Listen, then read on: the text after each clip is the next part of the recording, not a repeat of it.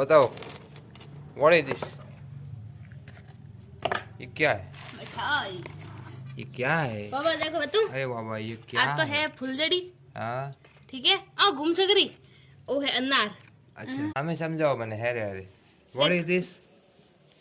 हैंगो पहली वाली वाह आ तुम्हारी बैर को पड़े। तुम्हारी बेरो को पड़े तो आवाली आव तो घूम सकरी। आ घूम सकरी आए मटको। ओ मटको ओ मटको। आ ओ चक्की। आ चक्की।